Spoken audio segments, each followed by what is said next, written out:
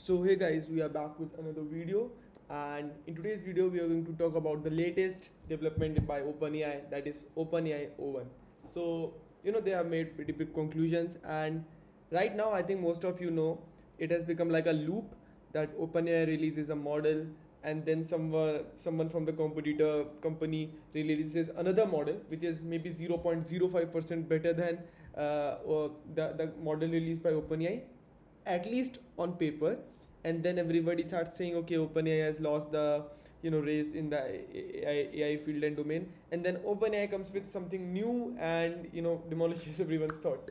So yeah, so let's start. So I think the claims that they have made are pretty big, starting from the first paragraph itself, that it ranks 89th percentile on competitive programming questions, that is on code forces, placed among top 500 students in the US, in a qualifier for the USA Math Olympiad also.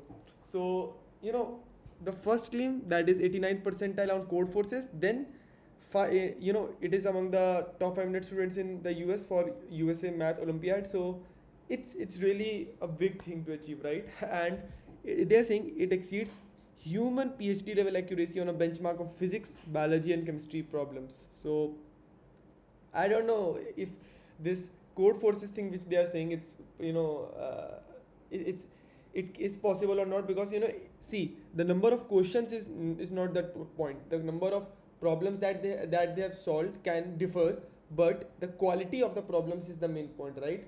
And we have seen in GPT-4 that it starts hallucinating, or it is not able to even come close to the actual solution when it comes to hard or medium problems. It is able to solve easy ones, but not the hard or medium ones, the patterns which it has not previously seen in the data.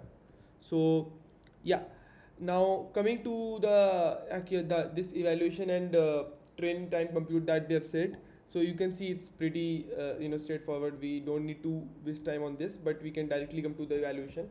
So this is the main part, friends. So if you see accuracy and preview, this is the O1 preview, I guess. This is O1 and this is GPT-4o. Okay, so if you see, look at the results. GPT-4o was something around what do you say, 13.4%, and now O1 preview is 56.7, and O1 itself is 83.3. So the difference is pretty high, pretty high. If you see 13.4 to 56.7, that's around 4 times the jump, and from 13.4 to 83.3, that is, I think, 7 times the jump. Similarly, when they competed on code forces, GPT-4o was giving 11%, which is pretty clear why, and then O1 preview gave 62 and O1 gave 89 percentile. So when it comes to percentile, it's it's really hard to say, but they have achieved it. That O1 OpenAI O1 model was better than 89% of the people who were competing in that competition. So pretty good. Now PhD level science questions.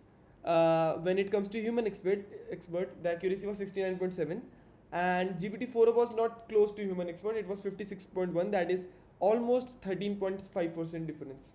Now O1 preview and O1 both are able to exceed human level expertise, that too by 8 to 9%.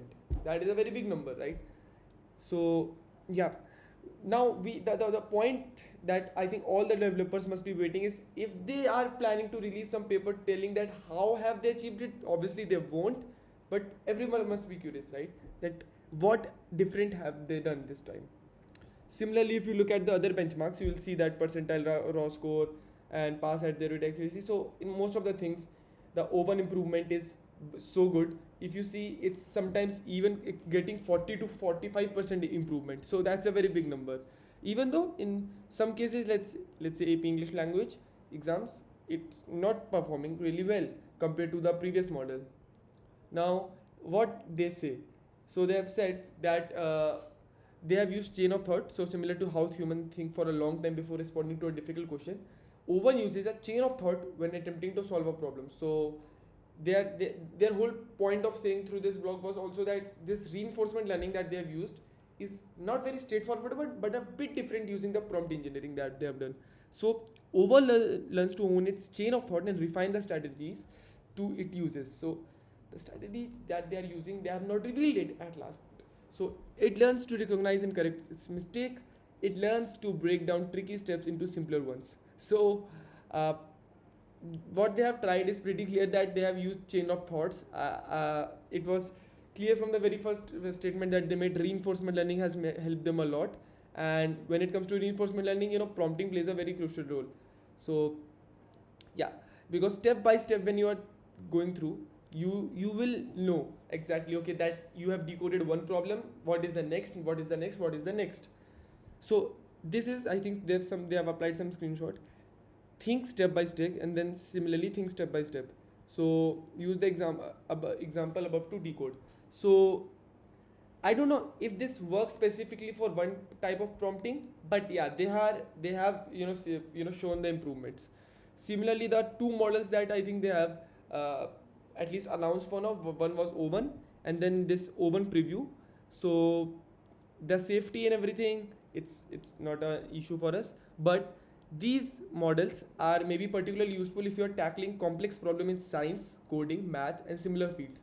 For example, O1 can be used by healthcare researchers to annotate cell sequencing data, by physicists to generate complicated mathematical formulas needed for quantum optics, and by developers in fields to build and execute multi-step workflows. So yeah, they have made it clear, we have released these models for working professionals so that they can use these in their research domains. Also, you know targeting specific research field in working professionals, right?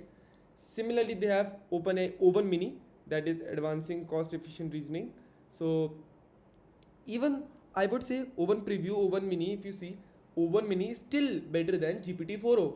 You will still say. So I don't know if this GPT-4 or 4o Mini will be of any relevance to a lot of people, depending on the pricing, when it comes to at least research purposes, right? So yeah, if you see at most of the results, you will see that OpenAI O1 Mini is also really really good.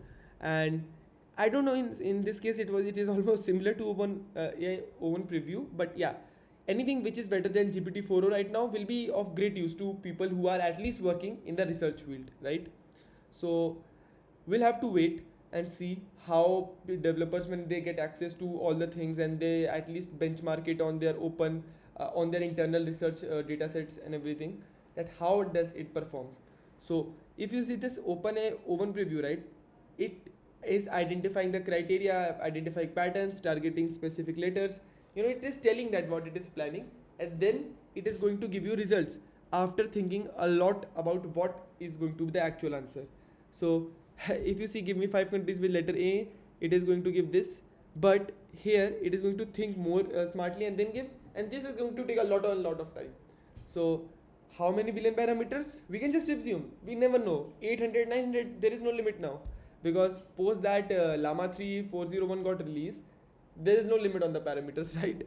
And yeah, so yeah guys, that was it for the video.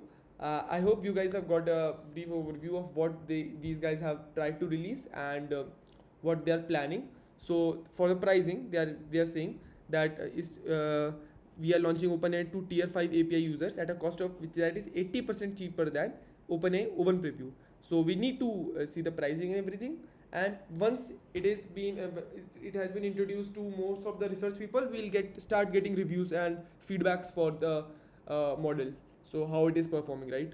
So yeah, thank you guys and have a nice day.